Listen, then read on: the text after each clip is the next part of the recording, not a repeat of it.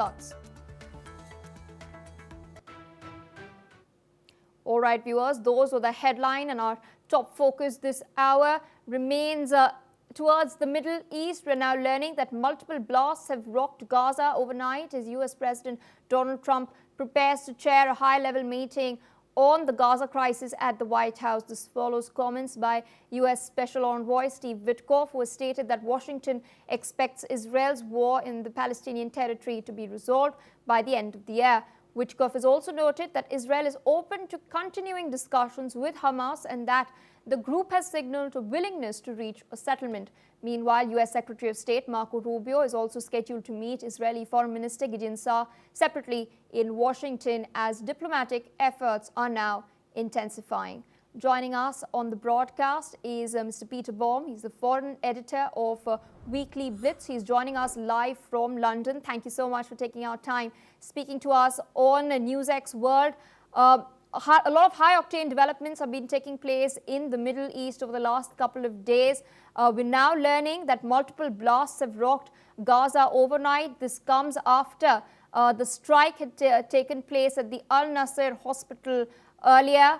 And now we're learning that US President Donald Trump is going to be chairing a very, very crucial meeting, and that Marco Rubio will be meeting Gideon Saar in Washington, D.C. as well. What do you think will catalyze in this meeting? What are your expectations from this crucial meeting that is going to take place?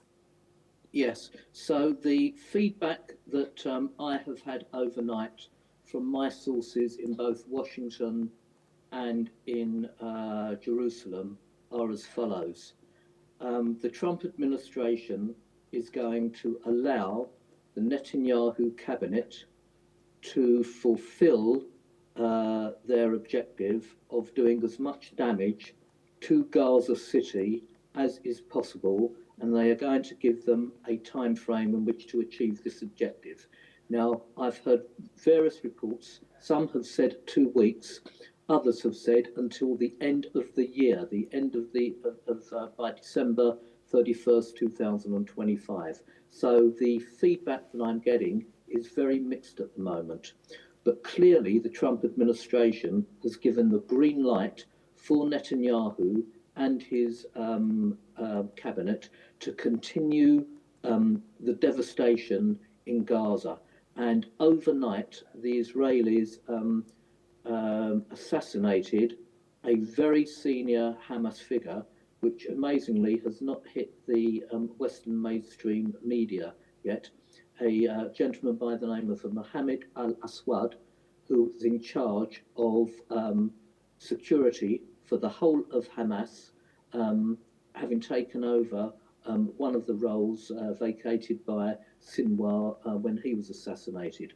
So Israel is having some success, a great degree of success, I should say, in eliminating the hierarchy of Hamas. And we can see this because I think it must be now 4 or 5 weeks, forgive me if I haven't got the exact time period right, since Hamas actually fired 1 rocket into Israeli territory. So the feedback I have is that Trump is still going to allow Netanyahu to fulfill his objectives, but the time frame in which he is going to be allowed to do this is very vague at the moment. I'm not sure, through my sources, whether it's as small a period as 2 weeks or maybe 3 months down the road.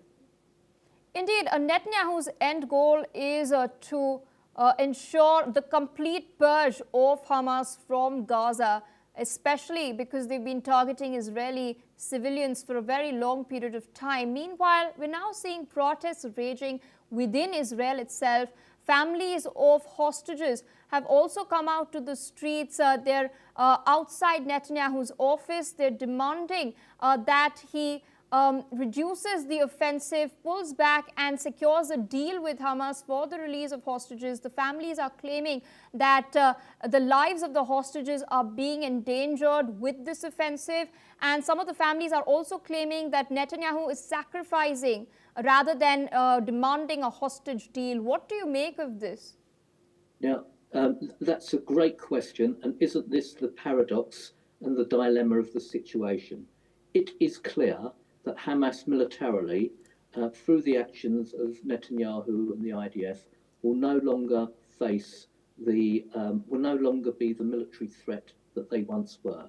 Also, politically, Hamas is losing credibility amongst Israel's closest Arab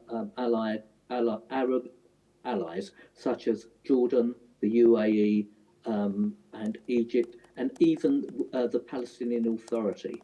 But the pressure that Netanyahu is facing, the strongest pressure is coming from domestic sources, from people within Israel who are sick and tired about the way the war has been conducted, because the hostages are still in the hands of Hamas. So if this war is to end earlier than the Trump, going back to your previous question, if the war is to end earlier than the Trump administration is going to allow Netanyahu to proceed, the pressure will come for an end sooner rather than later from domestic internal politics and the thousands of people we've seen recently protesting against the conduct of the war and against Netanyahu and his government within Israel itself.